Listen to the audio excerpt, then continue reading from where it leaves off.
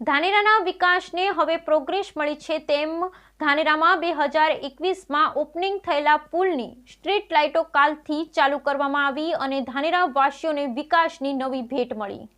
આમ તો ધાનેરા અને વિકાસ બંને વચ્ચે એક વેતનું અંતર હતું, પણ હમણાં નવીન ગ્રાન્ટ થકી ધાનેરાની દશા અને દિશા બદલાઈ છે। નગરમાં ગટર લાઇન, સ્ટ્રીટ લાઇટ, પાણીની નવીન લાઇનનું કામકાજ થયું છે।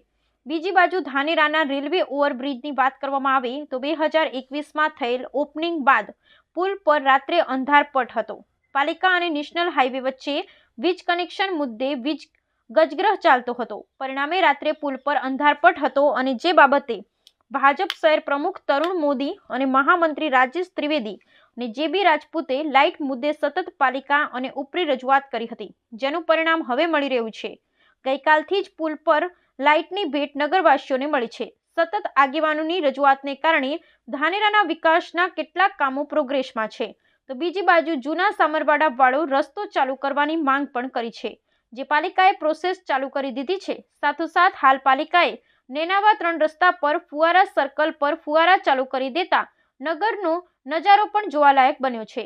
હજુ તો આ કામ માત્ર આંગળીના વેઢે ગણાય એટલા જ બાકી અનેક કામો વિકાસની રાહ જોતા હોય એવી સ્થિતિ છે। લાખો ખર્ચીને કરેલા કામો હજુ ધૂળ ખાતા જોવા મળી રહ્યા છે, ત્યારે પાલિકા અને રાજકીય આગેવાનો સાથે મળી ફરી ભાગેલા ધાનેરાને બેઠું કરે એ સમયની લોકોની માંગ છે।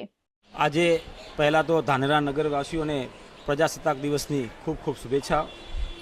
ધાનેરા નગરપાલિકામાં રજૂઆત કરવામાં આવી હતી કે ધાનેરા રેલવેનો ઓવરબ્રિજ બનેલો છે તેના ઉપર વર્ષોથી લાઇટ બંધ હતી અને સરદાર વલ્લભભાઈ પટેલ સાહેબના જે પ્રતિમા મૂકેલી છે એના 3 રસ્તા આગળ ત્યાં જે ફાઉન્ટેન ફુવારો બનાવેલો છે એ પણ બંધ પડેલો હતો।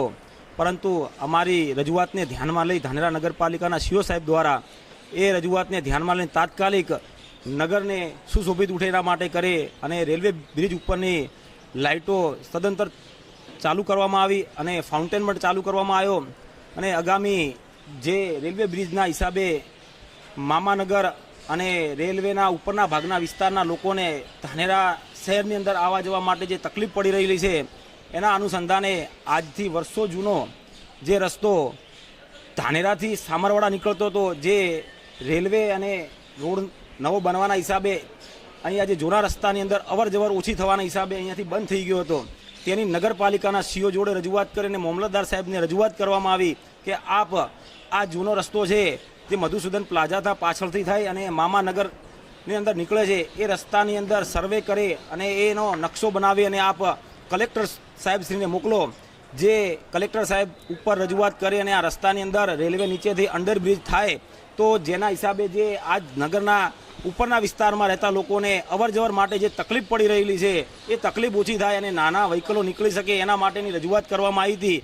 એ રજૂઆતના અનુસંધાને સીઓ સાહેબ દ્વારા અને મામલતદાર સાહેબ દ્વારા કલેક્ટરમાં એની રજૂઆત પણ કરવામાં આવી છે અને અમે સંગઠન દ્વારા અને અમારા જિલ્લાના સંગઠન દ્વારા અને ધાનેરા તાલુકાના આગેવાનો દ્વારા અમે સીએમ સાહેબને, અમારા પ્રભારી મંત્રીશ્રીને રજૂઆત કરે અને સદંતરે આ જે અમે રજૂઆત કરી છે અંડરબ્રિજ પાસની એ અમારી અરજીને ધ્યાનમાં લઈ અને તાત્કાલિક એની કેન્દ્ર સરકારની અંદર રજૂઆત કરી અને મંજૂરી કરાવી એવી અમે આગળ અમે રજૂઆત પણ કરેલી છે। અસ્તુ ભારત માતા કી।